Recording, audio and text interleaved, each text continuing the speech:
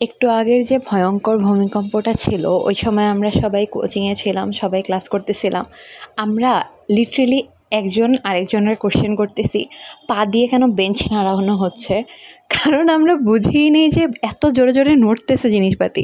পরে স্যার তো দাঁড়াইছিল, যখন স্যার বলতেছে যে আল্লাহ কি হচ্ছে, তখন কি আমরা রিয়েলাইজ করলাম যে ওয়েট, ভূমিকম্প হচ্ছে।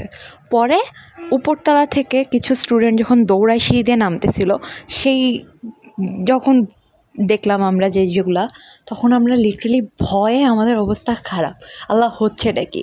দেন সবাই মিলে নিচে নামছি, নামার পরে আমরা জাস্ট কী করতেছিলাম, এদিক ওদিক দৌড়াদৌড়ি করতেছিলাম। দেন কিছুক্ষণ পর দেখলাম যে আচ্ছা ঠিক আছে, ওয়েট, এভরিথিং ইজ নর্মাল। তো আবার গেলাম ক্লাসে, দেন ক্লাস করলাম, বাসায় আসলাম। বাট এইরকম ভয়ঙ্কর ভূমিকম্প জাস্ট কল্পনার বাইরে। সবার বাসা থেকে কল আসতেছে যে আল্লাহ কী হয়েছে কী হয়েছে কী হয়েছে। লিটারেলি আমার একটা ফ্রেন্ডের তো 14 গোষ্ঠী ওরা কল দেওয়া শুরু করছে যে ভাই তুই ঠিক আছিস। আমরা এটা নিয়ে বলতেছিলাম যে আল্লাহ তুই কত লাকি, তোর খোঁজ খবর নেওয়ার এত মানুষ আছে। তো আমরা সবাই আমাদের প্যারেন্টসদের ফোন দিলাম যে আচ্ছা সব কিছু ঠিক আছে কিনা। তো আলহামদুলিল্লাহ কিছুই হয়নি।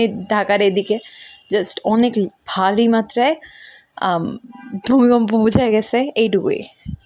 আশা করি যে যেখানে আছে সবাই সুস্থ আছে আর বেশি কোনো ক্ষতি হয় নাই এই ভূমিকম্পর জন্য।